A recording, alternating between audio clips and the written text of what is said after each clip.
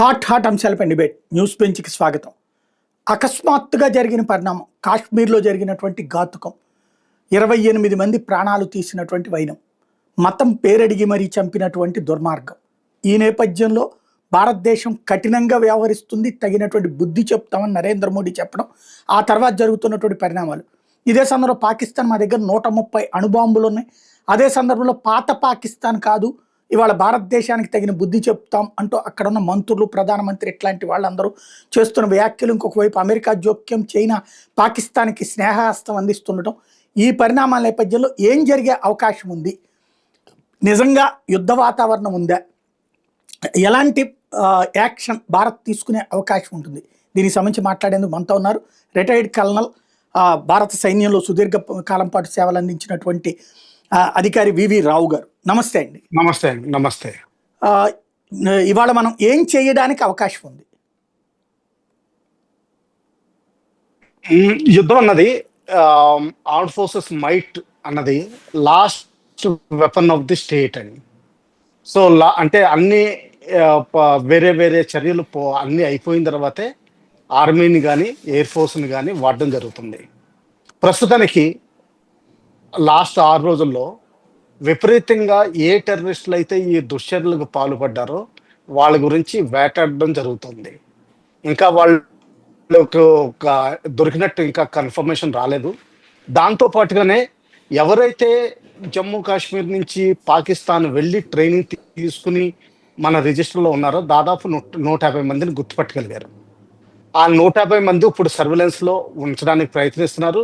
వాళ్ళు దొరకలేదు, దొరికిన వాళ్ళని అరెస్ట్ చేశారు. ఇది ప్రస్తుతం మన ఇండియాలో జరుగుతున్న చర్య. పాకిస్తాన్ పైన ప్రధానమంత్రి క్లియర్ స్టేట్మెంట్ ఇచ్చారు. ఏమనంటే దీనికి ఊరుకోమని. ఆ విధంగానే దౌత్యపరంగా చర్యలు చేపట్టాయి. అందులో మెయిన్ ఇందస్ వాటర్ ట్రీటీ సస్పెన్షన్ జరిగింది.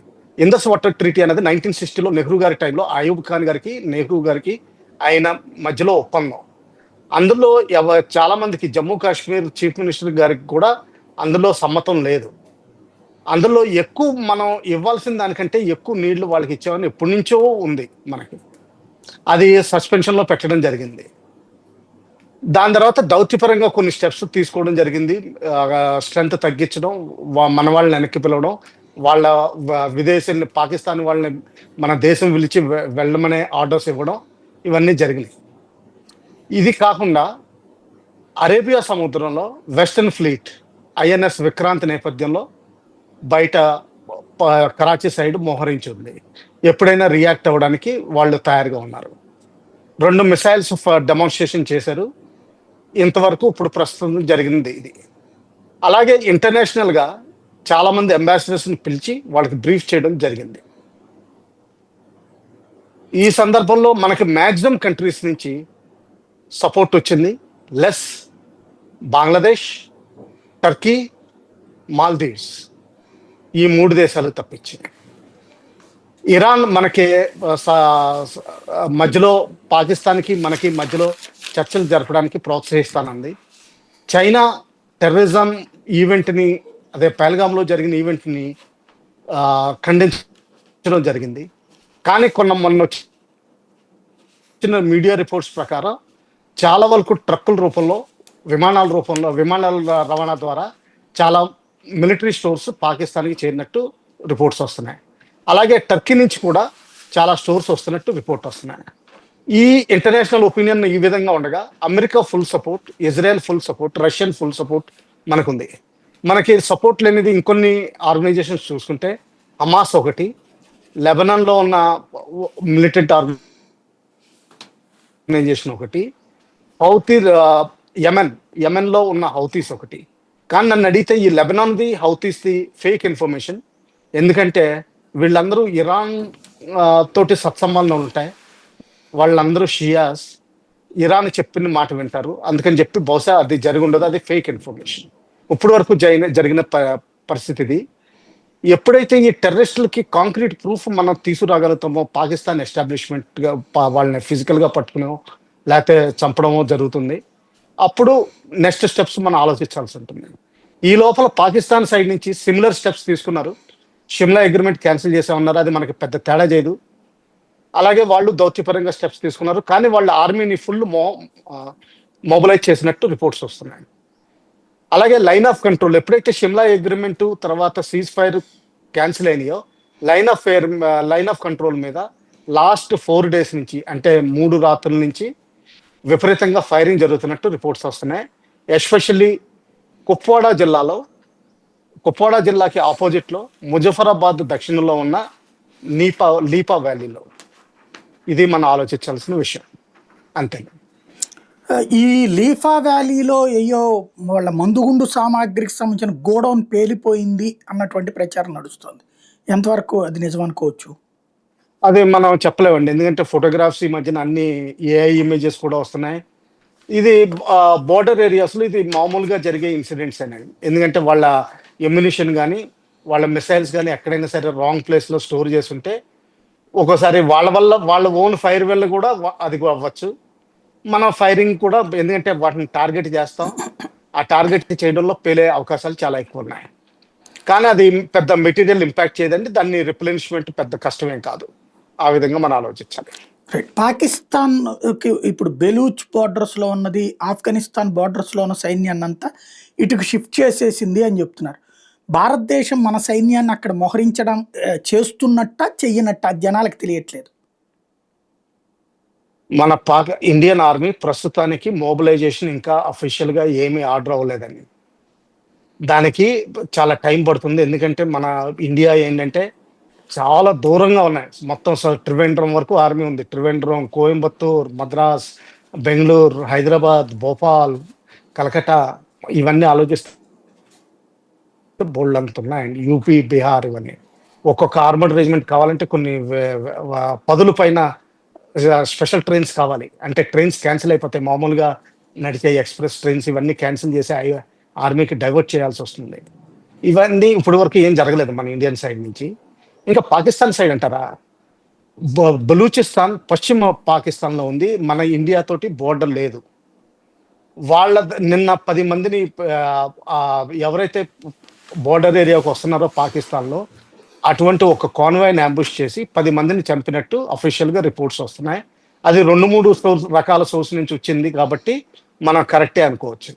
అలాగే టీటీపీ కూడా నార్త్ వెస్ట్‌లో నలుగురిని చంపినట్టు రిపోర్ట్స్ వస్తున్నాయి. అది కూడా మనం కరెక్ట్ అని అనుకోవచ్చు. ఇలా కాకుండా వాళ్ళ ఓన్ ఇన్సిడెంట్స్ వల్ల అంటే ఫైర్ యాక్సిడెంట్ వల్లో, లేకపోతే ఎమ్యునిషన్ మిస్‌హ్యాండ్లింగ్ వల్లో లాహోర్ ఎయిర్‌పోర్ట్‌లో 14 మంది ఎయిర్ ఫోర్స్ జవాన్లు, వేరే చోట్ల ఒక 10 మంది జవాన్లు చనిపోయినట్టు రిపోర్ట్స్ వస్తున్నాయి.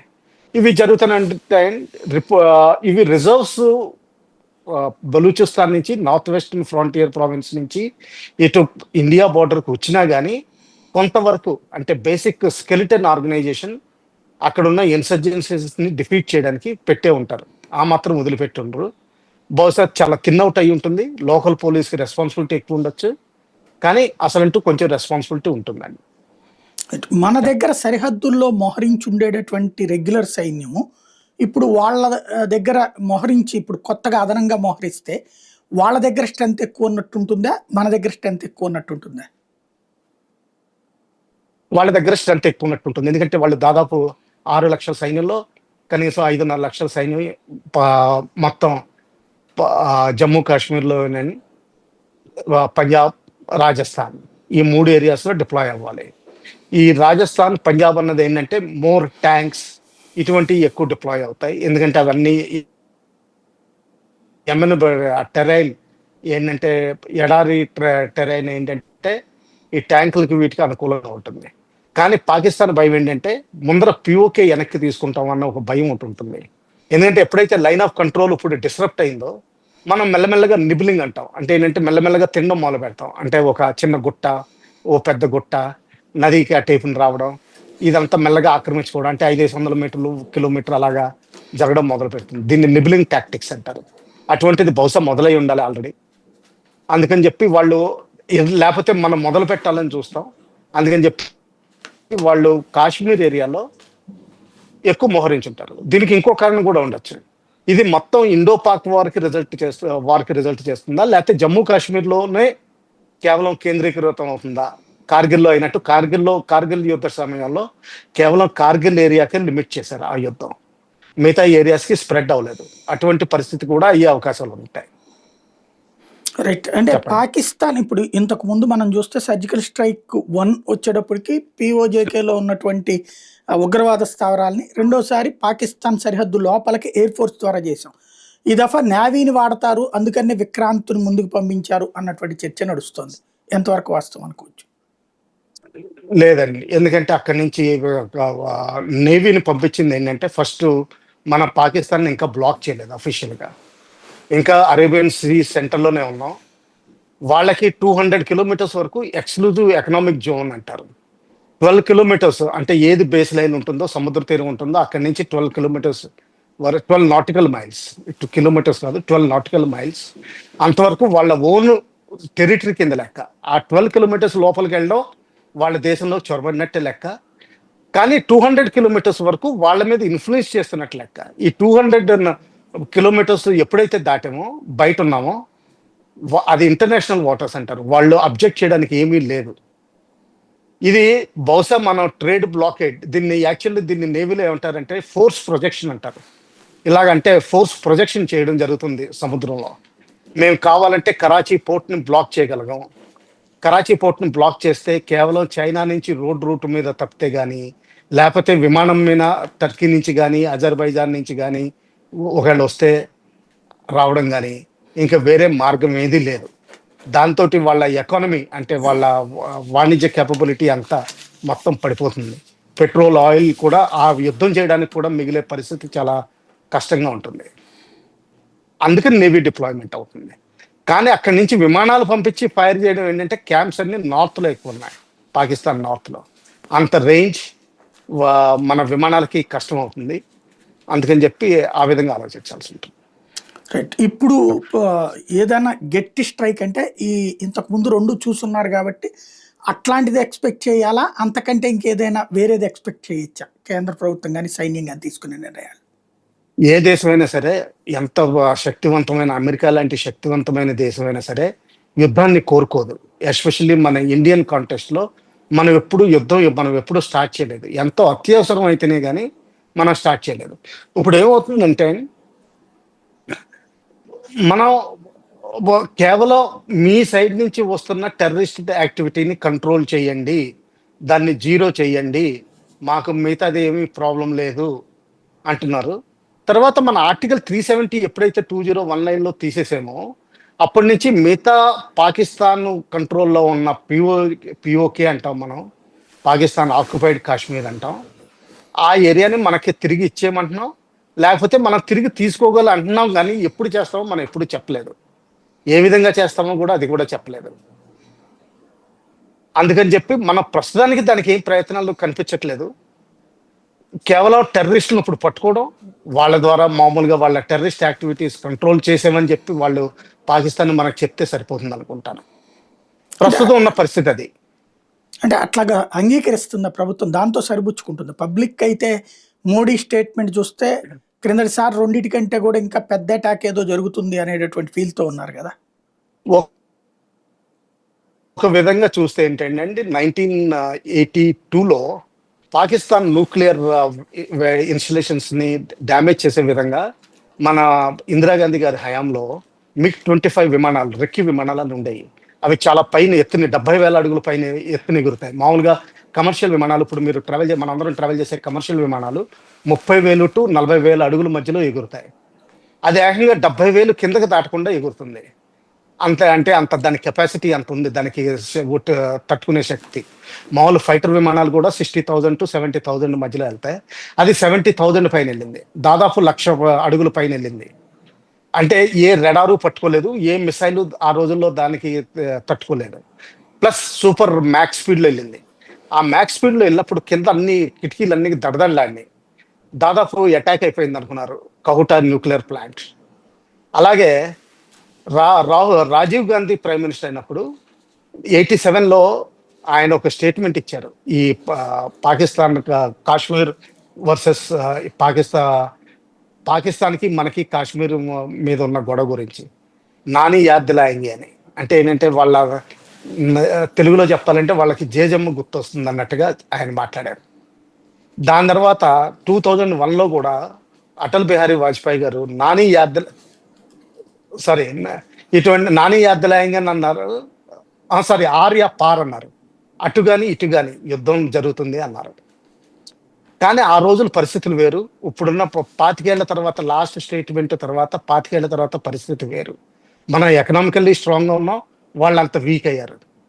మనం ముందరికి ప్రోగ్రెసివ్గా వెళ్తున్నాం, మన టెక్నాలజీ పెరుగుతోంది, మన ఆర్మ్ ఫోర్సెస్ క్యాపబిలిటీ పెరుగుతోంది, మన మిసైల్స్ క్యాపబిలిటీ, ఎస్ఎల్బిఎం క్యాపబిలిటీ అంటే న్యూక్లియర్ ట్రయడ్, మొత్తం వాళ్ళ అణుబాంబులు మొత్తం అన్ని మన మీద కురిపించినా కానీ దాని తర్వాత కూడా మనకి ఇంకా తట్టుకునే శక్తి మనకు ఉంది. పాకిస్తాన్కి ఆ శక్తి లేదు. అదేంటంటే మనం న్యూక్లియర్ వెపన్స్ సబ్మెరీన్లో పెట్టి 300 సముద్రంలో దాచి నెల రోజుల తర్వాత కూడా ఫైర్ చేయగలిగే క్షమత మనకు ఉంది. అది వాళ్ళకి ఎక్కడా లేదు. అందువల్ల ఏంటంటే ఇది అనువైన సమయం పాకిస్తాన్ ఆక్రమిత కాశ్మీర్ని మనం వెనక్కి తీసుకోవడానికి. ఆ విధంగా ఆలోచిస్తే ఒకవేళ మన మోదీ గారు ఆ నిర్ణయం తీసుకుంటే మనకి మంచిదే, అందరికీ మంచిదే. దీని తర్వాత బహుశా శాశ్వతంగా ఎంతో కొంత ఉంటుంది, చిన్న చిన్న సంఘటనలు జరుగుతూనే ఉంటాయి. కానీ అట్లీస్ట్ మన కాశ్మీర్ మనదానికి 100% అనుకోవడానికి ఓ ఛాన్స్ ఉన్నాయి. ఇప్పుడు అక్కడ ప్రజెంట్ ఉన్నటువంటి పరిస్థితుల్లో గవర్నమెంట్లో అన్స్టెబిలిటీ ఉంది. వాళ్ళు జట్టుగా నలుగురు ఐదుగురు పార్టీలు కలిపి కట్టుని ఉన్నారు. ఇంకో పక్కన అక్కడ సైన్యంలో ఏదో గందరగోళం ఉంది అన్నటువంటి చర్చ నడుస్తుంది. ఇవాళ నవాజ్ షరీఫ్ వచ్చేటప్పటికి యుద్ధం లాంటి ఆలోచనను విరమించుకోండి అని తన సోదరుడికి సలహా ఇచ్చారని కూడా చెప్తున్నారు. ఎలా చూడాలి ఇది? ముందర వాళ్ళ పొలిటికల్ సిచ్యువేషన్ ఆలోచించండి. మెజారిటీ వచ్చిన party PTI, Pakistan Tehreek-e Insaf party. Imran Khan leader, ఆయన జైల్లో ఉన్నాడు. ఇంపార్టెంట్ లీడర్స్ అంతా జైల్లో ఉన్నారు. ఆయన మెంబర్స్ని పార్టీ మెంబర్స్ కింద చూడకుండా ఇండివిజువల్ కంటెస్టెంట్స్, అంటే మన ఇండియాలో కూడా దాన్ని ఏమంటారు, ఇండిపెండెన్స్ కింద లెక్క పెట్టి మైనారిటీ ఓట్స్ వచ్చిన వాళ్ళనే గవర్నమెంట్ ఫామ్ చేసి అక్కడ పాకిస్తాన్ ఆర్మీ నడుపుతోంది. దీనివల్ల ఏంటంటే నవాజ్ షరీఫ్కి చాలా ఎక్స్పీరియన్స్ ఉంది. మన ఇండియాతో ఎప్పుడు తలపడడం అసాధ్యమని ఆయనకి తెలుసును. ఒకవేళ ఏదైనా జరిగితే ఇప్పుడున్న గవర్నమెంట్ వెంటనే పడిపోతుంది. ఇమ్రాన్ ఖాన్ గారు బయటకు వచ్చి, ఇమ్రాన్ ఖాన్ గారు కూడా తక్కువేం కాదు, ఆయన కూడా కాశ్మీర్కి ఏది మనకేది హెల్ప్ చేసిన టైం లేదు. ఆయనది కూడా యాంటీ ఆర్ఎస్ఎస్, యాంటీ హిందూ అన్నది ఆయనకు కూడా ఫీలింగ్స్ ఎక్కువ ఉన్నాయి. దానివల్ల ఏంటంటే మనకు ఒరిగేదేం లేదు, కానీ ప్రాపర్ డెమోక్రసీ మనం తీసుకొచ్చే అవకాశం ఉంది ఎప్పుడైతే పాకిస్తాన్ ఓడించగలుగుతామో. అలాగే ఆయనకి ఇంకో భయం ఏంటంటే బలూచిస్తాన్లో డాక్టర్ మహారంగ్ బలూచ్ అని ప్రస్తుతం ఉన్న మోస్ట్ ప్రామినెంట్ లేడీ లీడర్, ఆవిడ 3 రోజుల క్రితం నుంచి తనకున్న 2-3 ఫ్రెండ్స్ అంటే టాప్ లీడర్స్ తోటి, వాళ్ళు కూడా లేడీసే, అందరూ ఎడ్యుకేటెడ్ లేడీసే, వీళ్ళందరూ నిరాహార దీక్ష మొదలుపెట్టారు పాకిస్తాన్ జైల్లో. ఇంకొక 10 రోజుల్లో ఈ నిరాహార దీక్ష ఏమవుతుందంటే చాలా సీరియస్ కండిషన్ అయిపోతుంది. ఇంటర్నేషనల్లీ చాలా ప్రెషర్ వస్తుంది వాళ్ళ మీద. అలాగే మహారంగ్ బలూచ్ని నోబెల్ పీస్ ప్రైజ్కి రికమెండేషన్ పంపించారు. ఒకవేళ పొరపాటున ఏదైనా సరే అది పొరపాటుని కానీ నిజంగా వస్తే ఇంకా పాకిస్తాన్ బలూచిస్తాన్ వదులుకున్నట్టే లెక్క. అదొకటి భయం. అలాగే ఎన్డబ్ల్యూఎఫ్పి, ఎక్కడైతే తెరీకే తాలిబాన్ పాకిస్తాన్ ఉందో, వాళ్ళు ఏమనుకుంటున్నారంటే పాకిస్తాన్లో గవర్నమెంట్ని ఓవర్త్రో చేసి అక్కడ ఇస్లామిక్ పార్టీ అంటే బేసికలీ ముల్లాస్ చేతుల్లో ఉండే రూల్ తీసుకొద్దాం, షరియా కంప్లైంట్ రూల్ తీసుకొద్దాం ఇరాన్లో ఉన్నట్టుగా, అటువంటిది ప్రయత్నం వాళ్ళు చేస్తున్నారు. దీంతో ఇంటర్నల్ పొలిటికల్, తర్వాత వాళ్ళ ఎకానమీ కూడా చాలా వీక్గా ఉంది. మొన్న ఐఎంఎఫ్ లోన్ ఇవ్వకపోతే చాలా నెల రోజులు కూడా గడవని పరిస్థితి వచ్చేసింది వాళ్ళకి. అప్పుడు చైనా అప్పు ఇవ్వడం వల్ల కొంచెం బతికి భయపడ్డారు కొన్ని రోజులకి.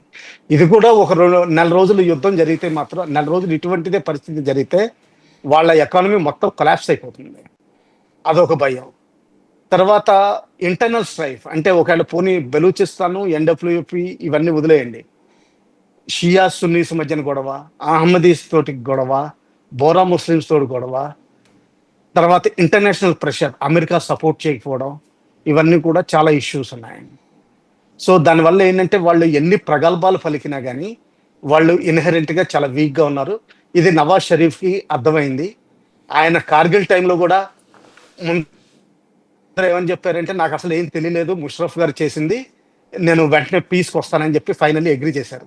అదే పరిస్థితి ఇప్పుడు కూడా అవ్వచ్చు, చూడద్దాం. ఓకే.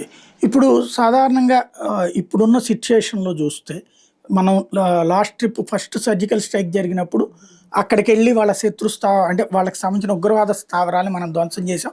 అదేం లేదు భారతదేశం అబద్ధం చెప్తోందని గాని పాకిస్తాన్ మన మీద ఏ అటాక్‌కి రాలేదు. రెండోసారి వచ్చేటప్పటికి మనం ఏదైతే వాళ్ళకి సంబంధించిన బాలాకోట్ మీద అటాక్ చేసినప్పుడు వెంటనే వాళ్ళ యుద్ధ విమానాలొచ్చి మన పఠాన్‌కోట్ మీద ట్రై చేసినయి. అప్పుడు మనం రిటాలియేషన్ అటాక్‌లోనే అభినందన్ పట్టుబడ్డం ఇదంతా జరిగింది. అట్లాంటి పరిస్థితి ఈ దఫా ఏదన్నా స్ట్రైక్ ఉంటే ఫస్ట్ తరహా జరగచ్చా? రెండో తరహా అదే ఇంకోటి ఆ స్ట్రైక్ తర్వాత ఆగిపోయింది. అభినందన్‌ని విడిచిపెట్టేశారు.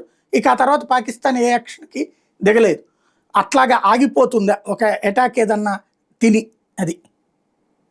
కొన్ని విషయాలు బ్యాక్‌గ్రౌండ్ ఆలోచించాలండి. ఆ టైంలో ఇమ్రాన్ ఖాన్ ప్రెసిడెంట్, ప్రస్తుతం ఉన్న ఆర్మీ చీఫ్, అప్పట్లో ఐఎస్ఐ చీఫ్. అప్పట్లో ఇది ఎస్కలేషన్ అయితే మాత్రం ఫుల్ ఫ్లెడ్జ్డ్ యుద్ధంలో పాకిస్తాన్ పోతుందని తెలుసు. సో వెంటనే వాళ్ళు అప్పటికప్పుడు ఆఫ్ చేసేసారు. ఎందుకంటే బాలాకోట్ స్ట్రైక్‌లో ఈ టెర్రరిస్టులు పోవడం వాళ్ళకి పెద్ద లెక్క కాదు. వాళ్ళ జనాభా బోలెడంత, అన్‌ఎంప్లాయ్‌మెంట్ ఎక్కువ. ఒక 100 మంది పోయినా, 200 మంది పోయినా వాళ్ళకేం తేడా చేయదు. అలాగే 2008లో కూడా మనం చూసాం. వాళ్ళు వచ్చిన 10 మంది హతమయ్యారు. వాళ్ళకేం తేడా చేయలేదు. సో ఆ విధంగా వాళ్ళు వదిలేశారు. ఈసారి మాత్రం మనం స్ట్రైక్ చేస్తామా లేదా అన్నది ఇంకా డెసిషన్ తీసుకోలేదు. ఎందుకంటే ఈ ఇండస్ వాటర్ ట్రీటీలో మనం చూపించిన భయం ఆల్రెడీ వాళ్ళకి భయం పుట్టుకుంది. నెక్స్ట్ పంటలు పండుతాయో లేదో తెలీదు, తాగే నీరు దొరుకుతుందో లేదో తెలీదు. అలాగే వా ఎవరో చెప్పిన ట్రేడ్ రిపోర్ట్స్ ప్రకారం 30-40% ఫార్మాస్యూటికల్స్ వాళ్ళే మన ఇండియా నుంచే వెళ్తాయి. అవన్నీ ఆగిపోయినాయి. అంటే ఏంటంటే రాను రాను 2 నెలల తర్వాత వాళ్ళకి మందులు కూడా దొరకవు. అలాగే ఫుడ్ షార్టేజెస్ ఉన్నాయి. పెట్రోలియం ఆయిల్ బయట నుంచి మన ఐఎన్ఎస్ విక్రాంత్ ఎవరిని రానియకుండా చేస్తే వాళ్ళకి ఆ పెట్రోలియం కూడా దొరకదు. సో యుద్ధమే చేయాల్సిన అవసరం లేదు. ఇంకా ఇంతకీ చూస్తే ఒకవేళ ఇంటర్నల్ స్ట్రైఫ్లో మీరు అన్నట్టుగా అది సైకలాజికల్ వార్ఫేర్ అవ్వచ్చు, ఇంటర్నల్గా వాళ్ళకి డిసెన్షన్స్ అవ్వచ్చు.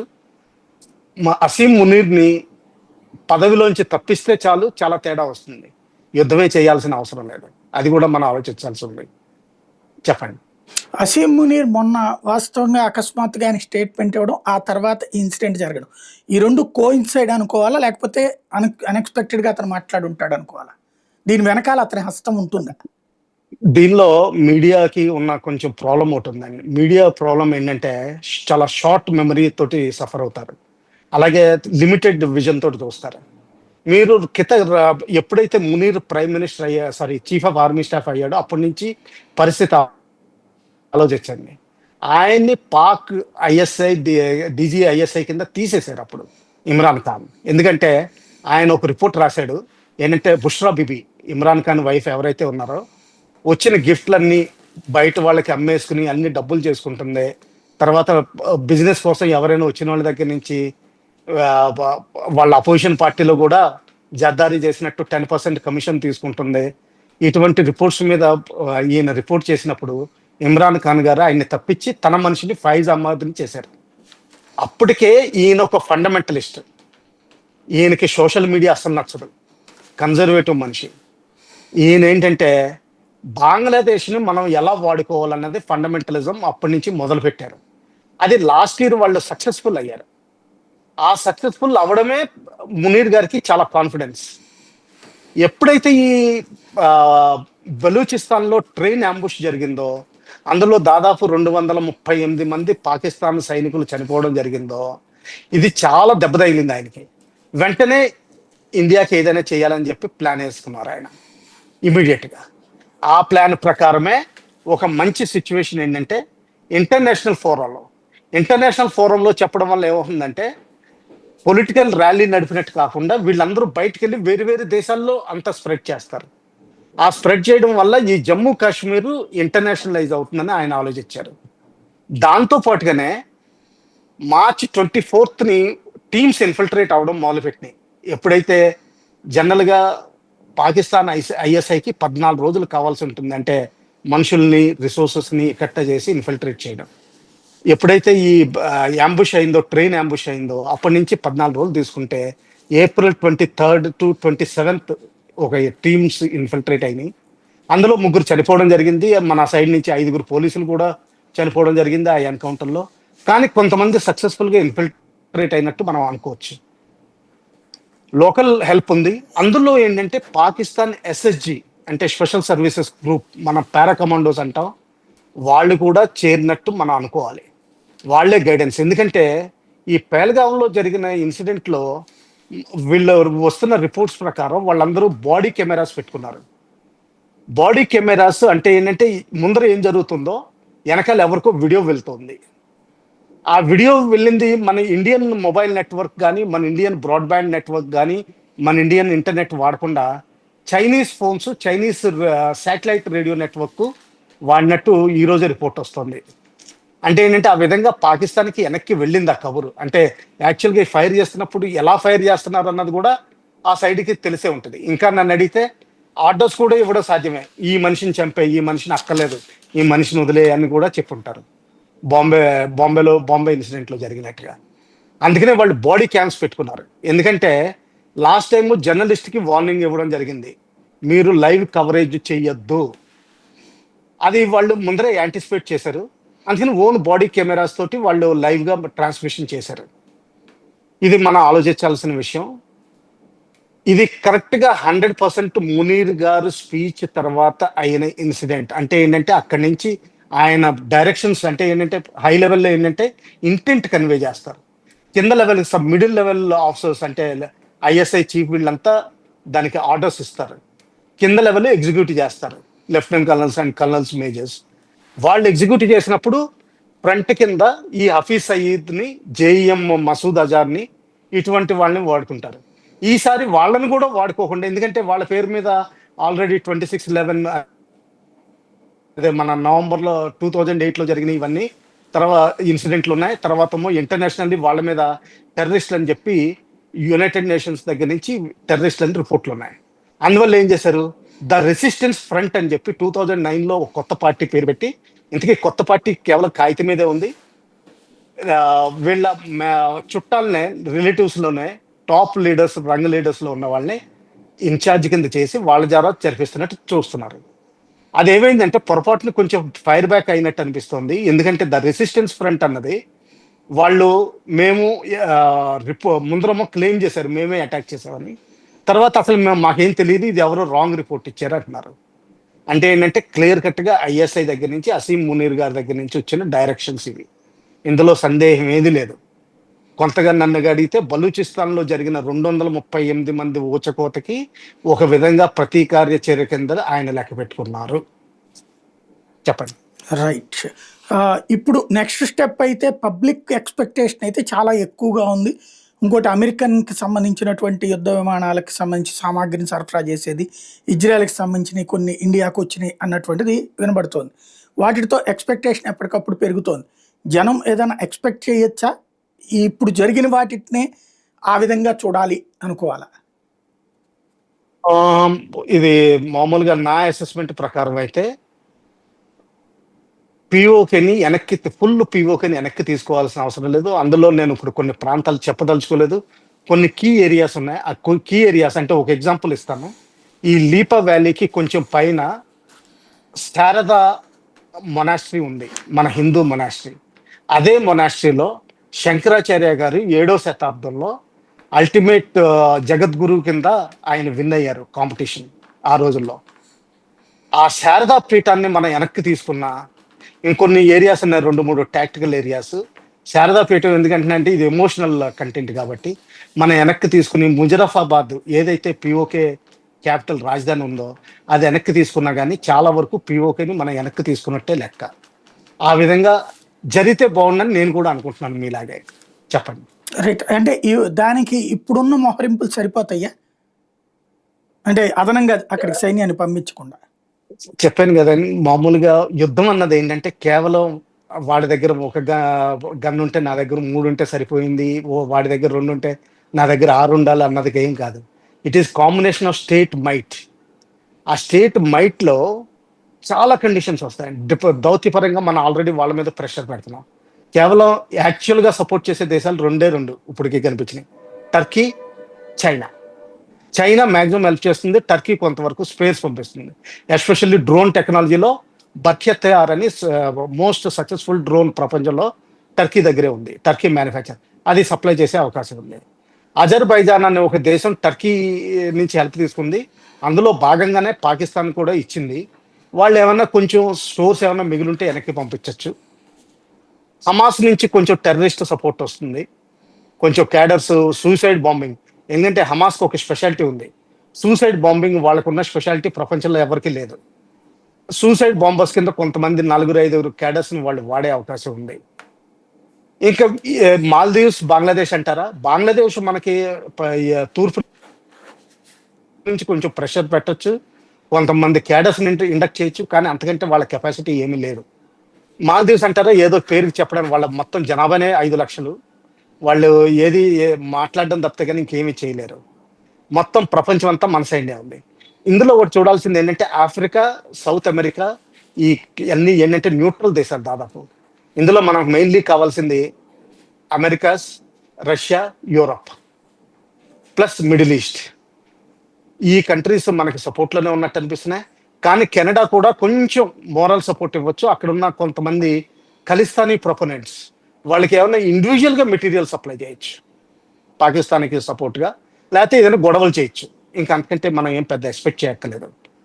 అందువల్ల ఏంటంటే ఇప్పుడున్న ఆర్మీ సరిపోతుందా లేదా అన్నది ఏంటంటే చాలా పెద్ద క్వశ్చన్ మార్క్.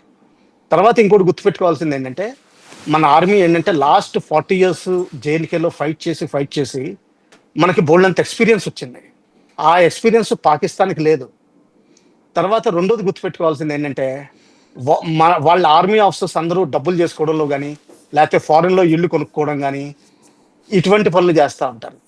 అక్కడ ఆర్మీకి బిజినెస్లు ఎక్కువ, మనకి అటువంటి ఏమీ లేవు, అందరూ నిజాయితీగా పనిచేసే రకాలు. మూడో చూస్తే ఏంటంటే వాళ్ళకి పొలిటికల్ సపోర్టే లేదు, అంటే ఒక డెసిషన్ పొలిటికల్ లీడరే లేడు ఈ రోజుని. షాబాజ్ షరీఫ్ అంటారా జోకర్ కింద లెక్క. ఆయన ఎంత జోకర్ అంటే ప్రీవియస్ చీఫ్ బాజ్వా గారు చీఫ్గా ఉండగా ఆయన ఇంటికి వెళ్ళి నన్ను ప్రైమ్ మినిస్టర్ చేయండి అని బతిమాలుకోవడానికి అందరూ చూస్తారని చెప్పి కారు వెనకాల డిక్కీలో కూర్చుని ఆయన బాజ్వా గారు ఇంటికి వెళ్ళారు. అటువంటి పరిస్థితి అయింది. మనకు చూస్తారా? నరేంద్ర అంటే నేను పేర్లు తీసుకొని కానీ మన టాప్ లీడర్స్ మనకి క్లారిటీ ఉంది ఎవరెవరో. వాళ్ళకున్న కొన్ని పరిస్థితులు అంటే ఆర్టికల్ 370 తీయడంలో కానీ, ఇటు వక్ఫ్ యాక్ట్ కానీ, యూసీసీ కానీ, ఇదేంటిది ఈ ట్రిపుల్ తలాక్లో తీసేయడం కానీ, ఈవెన్ డిమానిటైజేషన్ కానీ, వాళ్ళు తీసుకున్న చర్యలు వేరే ప్రపంచంలో ఏ స్ట్రాంగ్ లీడరు తీసుకోలేరు. సో ఆ విధంగా ఏంటంటే మనకి అన్ని ప్రస్తుతానికి అనువుగా ఉన్నాయి. ఈ కాంబినేషన్ ఆఫ్ ఫోర్సెస్ ఏమవుతుందంటే ఫోర్స్ మల్టిప్లయర్స్ అంటారు వీటిని. అంటే ఒక ఫోర్స్ ఉన్నదాన్ని ఇంకా డబుల్ ట్రిపుల్ మల్టిప్లై చేస్తుంది. అదే వీక్గా ఉంటే ఏంటంటే ఫోర్స్ డివిజన్ అవుతుంది. ఒకవేళ నిజంగా పాకిస్తాన్ ఆర్మీ జవాన్లకి మన ఇండియన్ ఆర్మీ ఆఫీసర్స్ లీడ్ చేస్తే అంతకంటే గొప్పది ఏది లేదంటారు. అక్కడ జవాన్లు చాలా తెలివైన వాళ్ళు, లాయల్గా పనిచేసే రకాలు, కానీ వాళ్ళ లీడర్షిప్ వీక్, అందుకని డివిజన్ అవుతుంది అక్కడ. ఆ విధంగా మనం ఆలోచించాలి. ఫోర్స్ లెవెల్స్ ఎంత అన్నది ముఖ్యం కాదు, ఎందుకంటే మిసైల్ టు మిసైల్ ఇది ఏంటో మన రామాయణం మహాభారతం సినిమాలో చూపించినట్టు ఓ బాణం వేస్తే ఇంకొకటి దానికి బాణం వెళ్ళి కౌంటర్ చేసినట్టు మధ్యలో గాల్లో కొట్టుకుని వెనక్కి వెళ్ళేది కాదు. ఇది ఓవరాల్ రాజనీతి, దౌత్య నీతి, మిలిటరీ నీతి, అలాగే ఈ వాటర్ వార్స్ ఇప్పుడు ప్రస్తుతం నడుస్తుంది, ఇటువంటి నీతులన్నీ కలుపుకుని మన కంబైన్డ్గా ఎక్స్ప్రెస్ చేసింది. సో ఈ ఫోర్స్ లెవెల్ గురించి ఏంటంటే ఎప్పుడైనా అటాక్ జరిగినప్పుడు 1:3 ఉంటే చాలు. అంటే మన సైడ్ 3 ఉంటే 3 ఆల్రెడీ మన దగ్గర ఉంది, ఆ విధంగా మనకి సరిపోతుంది. ఫైనల్గా ఒకటి చెప్పండి, వీళ్ళు కాశ్మీర్లో ఈ ఇన్సిడెంట్ చేసినప్పుడు అంటే మనకి దాదాపుగా లాస్ట్ ఇయర్ చూసుకుంటే 2 crore పైన సందర్శకులు వచ్చారు అక్కడికి. ఈ ఇయర్ వచ్చినటువంటి వాళ్ళని ఇంకా రాబోయే 5 నెలల్లో కూడా విపరీతమైనటువంటి క్రౌడ్ ఉంటుంది అన్నటువంటిది లెక్క కట్టారు. ఇప్పుడు ఆ భయంతో వెనక్కి వచ్చేయడం కానీ ఆగిపోవడం కానీ ఇది వాళ్ళు కోరుకున్నారా, లేకపోతే మీరు చెప్పినట్టు ఆ బెలూచిస్తాన్ ఇష్యూ గురించినే ఎక్స్పెక్ట్ చేశారు, లేకపోతే రెండు ఉండుంటాయి అనుకోవాలా? దీన్ని కొలెటరల్ డ్యామేజ్ అంటారండి మిలిటరీ పార్లెన్స్లో. మనం ఏదో పని చేస్తాం, దానివల్ల ఏదో సైడ్ ఎఫెక్ట్ ఉంటుంది. అంటే మీరు మందులు తీసుకుంటే కొంచెం సైడ్ ఎఫెక్ట్ కూడా రావచ్చు, అటువంటి సైడ్ ఎఫెక్ట్ అంతే. కానీ మెయిన్ నన్ను అడిగితే ఆబ్జెక్టివ్ కాదు. కాశ్మీర్ టూరిజం డౌన్ చేసే అంత అవసరం లేదు వాళ్ళకి, అంటే దానివల్ల ఇంపాక్ట్ ఏమి డైరెక్ట్గా వాళ్ళకి ఒదిగేది ఏమీ లేదు. చెప్పండి. రైట్. రాబోయే రోజుల్లో మళ్ళీ కాశ్మీర్‌లో ఇట్లాంటి ఇన్సిడెంట్స్ చేయడం లాంటివి చేస్తారని ఎక్స్‌పెక్ట్ చేయొచ్చా? ఇంకా ఒక కొన్ని అసెస్‌మెంట్‌ల ప్రకారం 100, 150 వరకు ఇండియాలో ఇంకా టెర్రరిస్టులున్నారు. కొంతమంది హై లెవెల్, కొంతమంది లో లెవెల్. వాళ్ళకి ఒకటి గాని, ఇద్దరు గాని ఎస్ఎస్‌జీ వాళ్ళు కమాండ్ చేస్తా డైరెక్షన్స్ ఇస్తున్నారు ఇండియాలోనే ఉండి. సో, ఆ విధంగా కొన్ని ఇంకోటి 1 ఆర్ 2 ఇన్సిడెన్సెస్ ఎక్కడైతే అవకాశం దొరుకుతుందో, ఎక్కడైతే వీక్‌నెస్ కనిపిస్తుందో వాళ్ళు తప్పనిసరిగా చేస్తారు. ఎస్పెషల్లీ అటువైపు నుంచి ఆర్డర్స్ వస్తే మాత్రం తప్పనిసరిగా చేసే అవకాశం ఉంది. ఫర్ ఎగ్జాంపుల్ మన కొత్త రైల్వే లైను చినాబ్ నది మీద నుంచి ప్రపంచంలోనే one of the most engineering wonder చేసి అటువంటి ట్రైన్ వెళ్ళే ప్రతిపాదించాం. సో, ఈ నెలలో స్టార్ట్ అవ్వాల్సిందే. అది ఇంకా స్టార్ట్ అవ్వలేదు. అంటే ఏంటంటే అటువంటి మేజర్ టార్గెట్స్ ఏదైనా చేయడానికి ఛాన్సెస్ ఎన్నో ఉంటాయండి. అది మాత్రం అప్రమత్తంగా ఉండాల్సిందే. అలాగని కేవలం జమ్మూ కాశ్మీర్‌లో కూడా అవుతుందనుకోలేదు. రెస్ట్ ఆఫ్ ఇండియా అంటే మేము మిలిటరీలో ఈ రెస్ట్ ఆఫ్ ఇండియా అన్న వర్డ్ వాడతాం. రెస్ట్ ఆఫ్ ఇండియా కూడా మీకు పంజాబ్, యూపీ, రాజస్థాన్, తర్వాత Bombay financial capital of India, Poona IT capital of western India, Bengaluru, Chennai, Hyderabad, అలాగే కొన్ని కలకట్టా అంటే ఈ రోజుల్లో పెద్ద ప్రామినెన్స్ లేదు గానీ, కొంచెం ఏంటంటే బంగ్లాదేశ్‌కి పారిపోవడానికి ఈజీ అక్కడ. లేపోతే బంగ్లాదేశ్ నుంచి ఇండక్ట్ చేయడం ఈజీ. ఆ విధంగా ఏంటంటే ఇవన్నీ సాఫ్ట్ టార్గెట్స్ అవుతాయండి. ఎక్కడ సాఫ్ట్ టార్గెట్ దొరికితే వాళ్ళు చేసే అవకాశాలు తప్పనిసరిగా ఉంటాయి. ఇది యాక్చువల్ యుద్ధ టైంలో గూడా ఒకవేళ యుద్ధానికెళ్ళినా గానీ, దీన్నేమంటారంటే డెప్త్ ఆపరేషన్స్ అంటారు. Sabotage operations. ఈ సబోటాజ్ ఆపరేషన్స్‌ని మనం ఎంతైనా సరే దాయాల్సుంటది. ఎస్పెషల్లీ జమ్మూ కాశ్మీర్‌కెళ్ళే బ్రిడ్జెస్ అటువంటివి చాలా ఇంపార్టెంట్ అవుతాయి. అలాగే పాపులేషన్ అంటే చండీగఢ్ బస్ స్టాండ్ లేపోతే ఎయిర్‌పోర్ట్ అటువంటియన్నీ కూడా ఇంపార్టెన్స్‌లోకొస్తాయి. ఇది మనం గమనించాల్సింది. జాగ్రత్తగా ఉండాలి. చెప్పండి. ఇది ఫైనల్‌గా ఒక్కటే ఆయన ఇంతకుముందు బిపిన్ రావత్ గారు మాట్లాడిన మాట 2 ½ వార్‌కి సిద్ధంగా ఉన్నాము అన్నది. 2 ½ వార్ అంటే ఏంటి అసలు? మనకి ఇండిపెండెన్స్ వచ్చిన తర్వాత 1948 నుంచి 70 కార్గిల్ యుద్ధం వరకు, లేపోతే ఇప్పుడు ప్రస్తుతానికి ఉన్న టెర్రరిజం వరకు పాకిస్తాన్ మెయిన్ ఎనిమీ అనిపించేది. మనకి మెయిన్ యుద్ధాలు ఒక 62 వార్ తప్పించి చైనా తోటి, లేతే 2, 3 స్టాండ్ ఆఫ్‌లు తప్పించి గాని పాకిస్తాన్ తోటి. సో, దీన్ని నంబర్ 1 ఎనిమీ కింద అనేవారు. కానీ లాస్ట్ 14, 15 ఇయర్స్‌లో మన పాకిస్తాన్‌కి ఎంత వ్యత్యాసం పెట్టామంటే it is no longer number 1. మనకి నంబర్ 1 ఇప్పుడు చైనా అయింది. ఎందుకంటే చైనాకి మనకి లడాఖ్‌లోను, అరుణాచల్ ప్రదేశ్‌లోను, కొంతవరకు హిమాచల్ ప్రదేశ్‌లో అదే ఇండో టిబెటన్ బోర్డర్ రోడ్డు ఎక్కడైతే ఎళ్తుందో ఆ ఏరియాలోను మనకి ప్రాబ్లమ్స్ ఉన్నాయి. అలాగే కొంతవరకు బ్రహ్మపుత్ర నది వాటర్స్ మీద కూడా కొంచెం ఇష్యూస్ ఉన్నాయి.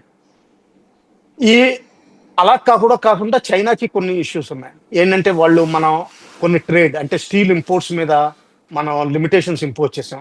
చైనీస్ స్టీల్ ఇంపోర్ట్ అవ్వకుండా. దాని మీద వాళ్ళు తీసేయాలంటారు. అలాగే వాళ్ళ కార్స్ ఇంపోజిషన్. మొన్న ఈ మధ్యనే హైదరాబాద్‌లో బీవైడీ కార్ కంపెనీ వస్తుందని చెప్పి అనౌన్స్ చేశారు. కానీ వారం రోజుల తర్వాత అది క్యాన్సిల్ అయిందని చెప్పారు. అదెందుకు క్యాన్సిల్ అయిందో నేను అనుకోవడం ఏంటంటే సెంట్రల్ గవర్నమెంట్ రిఫ్యూజ్ చేసిందనుకుంటున్నాను. ఇటువంటి ట్రేడ్ వార్స్ కూడా జరుగుతున్నాయి. అది కూడా మనం గమనించాలి. దాది సో, ఇప్పుడు ప పాత పాకిస్తాన్ నంబర్ 2 అయింది. సారీ పాకిస్తాన్ నంబర్ 2 అయింది. చైనా నంబర్ 1 అయింది. ఏందంటే చైనా మిలిటరీ పవర్ ఎక్కువ కాబట్టి. ఇంకా 2 ½ అంటారా? ఈ హాఫ్ అన్నదేంటంటే మన ఇండియా ఒక డెమోక్రటిక్ దేశం. ఆ డెమోక్రటిక్ దేశంలో ప్లూరల్ వాయిసెస్ ఎక్కువ. ఆ ప్లూరల్ వాయిస్‌లో ప్రాబ్లమ్ ఏంటంటే నేషనలిజం అన్నది ఒక తిన్నగా ఉండదు. సైన్ కర్వ్ తీసుకుంటుంది. ఓట్స్ ఎక్కువొస్తాయా? తక్కువొస్తాయా? అని లెక్క పెట్టుకుంటారు. కొన్ని ప్రాంతాలున్నాయి. ఆ ప్రాంతాల్లో కొన్ని మైనారిటీ కమ్యూనిటీస్ ఎక్కువుంటాయి. క్రిస్టియన్స్ కానివ్వండి, ముస్లిమ్స్ కానివ్వండి, వేరే ట్రైబల్స్ కూడా కానివ్వండి. ఆ ఓట్స్ నా గురించి రావడానికి మన పొలిటీషియన్స్ చాలా డ్రామాలు జేస్తారు. ఎస్పెషల్లీ ఒక రకమైన క్యాపులు పెట్టుకోవడం, చిన్న క్యాపులు పెట్టుకోవడం, విందుకెళ్ళడం, తర్వాత ఇదేంటిది షాదీ ముబారక్ అని రూ. 1,00,000 ఇవ్వడం. ఇటువంటియన్నీ డ్రామాలు జేస్తా ఉంటారు. ఈ డ్రామాల వల్ల ఏమవుతుందంటే, ఒక మైనారిటీ ఫీలింగు, మెజారిటీ ఫీలింగు ఇవన్నీ వచ్చి దీనివల్ల కొన్ని డిస్సెన్షన్స్ మొదలవుతాయి. కొంతమంది పర్మనెంట్గా ఉండిపోతారు ఇందులో, వీళ్ళే వోక్స్ అంటారు. ఎస్పెషల్లీ కొన్ని యూనివర్సిటీస్లో ఈ విపరీతమైన బుద్ధి ఉన్న వాళ్ళు ఏంటంటే ప్రతిదానికి వాళ్ళు అపోజ్ చేస్తారు. జర్నలిస్టులు ఉన్నారు, సివిల్ రైటర్స్ ఉన్నారు, కమ్యూనిస్టులు ఉన్నారు, అలాగే కొంతమంది రాజకీయ నాయకులు ఇంక్లూడింగ్ లాయర్స్ ఉన్నారు. వీళ్ళు ప్రతిదానికి ఎగనెస్ట్ వెళ్లాల్సిందే. దీనివల్ల కొన్ని ప్రెషర్స్ నడుస్తూ ఉంటాయి. వీటిని తట్టుకోవడం చాలా కష్టం అవుతుంది. మిగతా వాళ్ళకి కరెక్ట్గా ప్లాన్స్ వేయచ్చు. నేను ఇప్పుడు రాజ్దీప్ సర్దేశాయిని డౌన్ చేయడానికి ఎలా చేయాలన్నది చాలా కష్టం అవుతుంది. అలాగే కపిల్ సిబల్ గారిని డౌన్ చేయడం ఎలా కష్టం అవుతుంది. అంటే ఇక డైరెక్ట్ పేర్లు ఎందుకంటే మనం ఎక్కువ మాట్లాడలేం. ఈ ఇంటర్నల్ డిసెన్షన్స్ ఎక్కువగా ఉంటాయి. ఇది హాఫ్, అందుకనే దాన్ని హాఫ్ అన్నారు. ఇది చాలా మంది నక్సలైట్ అనుకుంటారు. నక్సలైట్ కాదు, ఎందుకంటే నక్సలైట్ దాంట్లో ఆర్మీ ఇన్వాల్వ్మెంట్ లేదు, ఆర్మ్డ్ ఫోర్సెస్ ఇన్వాల్వ్మెంట్ లేదు. ఒకవేళ ఏదైనా ఉన్నా కానీ ఏదో ఎమర్జెన్సీలో ఒక హెలికాప్టర్ వెళ్ళి పేషెంట్స్ని తీసుకురావడం జరుగుతుందో, లేకపోతే ఎక్కడైనా హెలి డ్రాప్ చేయడం జరుగుతుందేమో, అంతకంటే ఎప్పుడు ఏం జరగలేదు. ఇన్వాల్వ్మెంట్ కాదు. ఇది state police, state armed police, maximum CRPF. ఇది హాఫ్. హాఫ్ అన్నది ఏంటంటే కేవలం ఇది డెమోక్రసీలో ఉండే ఫోర్సెస్ని కంబైన్ చేసి ఒక త్రాటి మీద తీసుకురావడం, అదొక హాఫ్. చెప్పండి. Right, thank you very much అండి. ఇది పరిస్థితి. ఓవరాల్గా అయితే దేశానికి సంబంధించి ఆల్రెడీ యుద్ధం ప్రారంభమైంది. ఆ యుద్ధం వివిధ రూపాల్లో ఉంది. ఫైనల్గా ఏంటి అంతిమ లక్ష్యం అన్నటువంటిది మాత్రం బయటికి తెలియదు.